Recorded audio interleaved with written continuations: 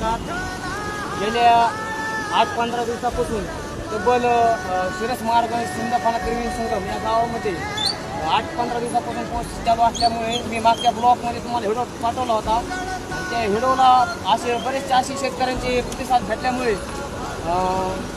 आज पण मी लाईव्ह आलेलो आहे. आणि बघू शकता तुम्ही गेल्या 15 दिवसापासून प्रचंड आपल्या मराठवाड्यामध्ये पाऊस असल्यामुळे सिंदफाना त्रिवेणी संगम या नदीला भरपूर असा महापूर आलेला आहे. मी कालच्या व्हिडिओमध्ये बी तुम्हाला दाखवलं होतं.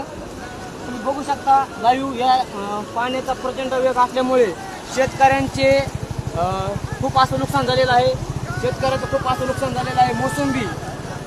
मोसंबी, ऊस, सोयाबीन वगैरे असं खूप शेतकऱ्याचं या पाण्यामध्ये वाहून गेलेलं आहे.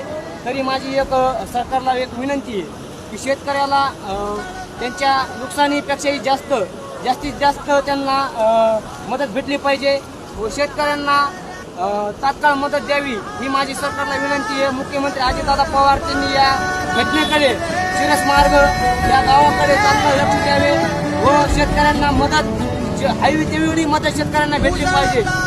आज तब्बल शिरस मार्ग या गावामध्ये 300,000 हेक्टरपेक्षाही जास्त मोसंबीचा भाग म्हणून हे शिरस मार्ग गाव ओळखलं जातं. या गावामध्ये बरंचसं असं शेतकऱ्यांचं नुकसान झालेलं आहे. या नुकसानाकडे शेतकऱ्यांनी तात्काळ शेतकऱ्यांच्या नुकसानाकडे या महाराष्ट्राचे मुख्यमंत्री अजितदादा पवार यांनी या घटनेकडे लक्ष द्यावे ही माझी विनंती आहे. आणि खूप असं शेतकऱ्यांचं नुकसान झालेलं आहे. आष्टी पाटोदा शिरूर या मार्गी पाणी आलेले असल्यामुळे या पाण्याचा प्रचंड असा वेग असल्यामुळे शेतकऱ्याचं खूप या नदीमध्ये वाहून गेलेलं आहे व शेतकऱ्यांचं खूप नुकसान झालेलं आहे. जे शेतकऱ्यांनी स्वप्न बघितले होते दिवाळीचे, दसऱ्याचे, त्यांचं या पाण्यामध्ये खूप असं वाहून गेलेलं आहे. तब्बल शेतकरी आज म्हणलं तर 25 वर्षांनी मागे गेलेला आहे. एक मोसंबीचं झाड जर जगवायचं म्हणलं तर त्या झाडाला 8 वर्ष लागतात.